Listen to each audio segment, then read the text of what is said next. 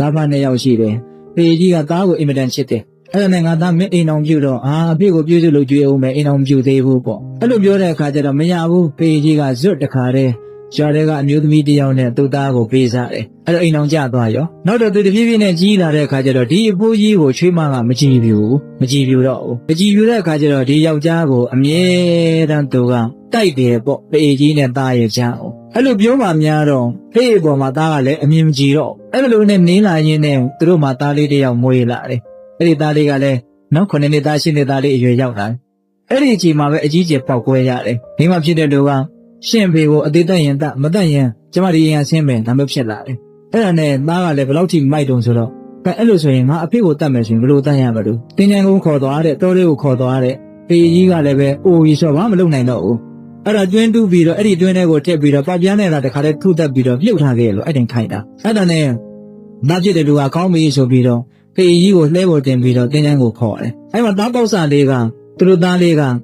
အဖေနဲ့အမေနဲ့ကဒီသူ့အဖိုးကိုတတ်မယ်လို့တိုင်းမင်းနေတာကိုသူကနားထောင်ပြီးချောင်းပြီးတော့နားထောင်တော့ကြားတယ်အဲ့ဒါနဲ့အဲ့ဒီသားလေးကပညာရှိတယ်ဒီတိုင်းဆိုရင်တော့ငါအဖေဟာအဖေတတ်တဲ့ကံကြီးထိုက်ပြီးတော့အကြီးအကျယ်ဒုက္ခရောက်မှာပဲမဖြစ်စေရဘူးငါတားဆီးမယ်ဒါပေမဲ့ဒီတိုင်းငါတားရင်တော့ငါအားနဲ့လည်းရမှာမဟုတ်အဲ့တော့အကြောင်းဥပေတမီနဲ့ငါတားမယ်ဆိုပြီးတော့အဖေကျုပ်လည်းလိုက်မယ်ဘယ်လုံးမှတားလို့မရဘူးအဲ့ဒါလှဲပေါ်သူကလိုက်သွားတယ်ကလေးကအဲ့ဒါဒီယောက်ျားကဒီသားကလည်းကောင်းပြီဆိုသူ့သားကိုခေါ်ပြီးတော့ဟိုမြေဖိုးသားဖ3ယောက်ပေါ့လေသွားကြတာအဲ့ဒါနဲ့ဖေကြီးမြင်ပါဆိုလို့ဖေကြီးကိုလှဲပေါ်တင်လှဲချွတ်ပြီးတော့တခါတည်းတွင်းကြီးတူးတယ်တွင်းတူးတဲ့အခါကျတော့သားကမေးတယ်အဖေဒီတွင်းကဘာလို့မလို့တော့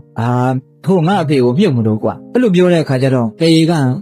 တူးရတာမပြီးသေးတော့မောပြီးတော့နားတဲ့အချိန်မှာသားကအဲ့ဒီပေါက်ပြားယူပြီးတော့ဟိုးနားလေးမှာခက်လန်းလန်းမှာတခါသားကလည်းအတင်းတူးတယ်တူးတဲ့အခါကျတော့ငါကမင်းဘာလို့မလို့အဲ့တွင်းတူးတာတော့ကျွန်တော်လည်းအဖေလမ်းစဉ်လိုက်ရမယ်အဖေကအဖေရဲ့အဖေကိုမြုပ်တယ်လို့ကျွန်တော်ကလည်းအဖေကိုမြုပ်ဖို့အတွက်ဒီတွင်းကိုတူးတာအဲ့ဒီချိန်မှာသူတော်တော်လန့်သွားခမင်းဘာတွေပြောတာဘုံပေါ့ဟုတ်တယ်လေခမင်းလည်းခမင်းအဖေကိုခမင်းမှုတ်ကျုပ်လည်းကျုပ်ဖေကိုကျုပ်မြုပ်အဲ့လိုပြောတော့မှသူတော်တော်ထိတ်လန့်သွားတယ်ငါဒါမလုပ်ကောင်းဘူးခမင်းအဲ့လိုပြောသလားပေါ့တကယ်တမ်းကကျုပ်ကဒါတွေကိုတကယ်လှုပ်ချင်လို့မို့တကယ်စိတ်ကူးရှိတာမဟုတ်အဖေကိုစဉ်းစားပြအောင်လို့ပြောတာကိုယ့်ပေါ်မှာကျေးဇူးကြီးလာတဲ့အဖေကိုဒီအမေရဲ့စကားကိုနားထောင်ပြီးတော့ခင်ဗျားဒီလိုလုပ်တာကောင်းလားလို့အဲ့ဒီမှာသူလက်တွေ့ဆုံးမတာအဲ့တော့ဦးဇင်းတို့ကဒီဇက်တော်လေးကိုဘာကြောင့်အမှတ်ရတာလဲဆိုတော့ကိုယ့်အဖေကိုမြုပ်ဖို့ကြိုးစားတော့ကိုသားတွေကလည်းကိုယ့်ကိုပြန်ပြီးတော့မြုပ်ဖို့ကြိုးစားကြတာပဲ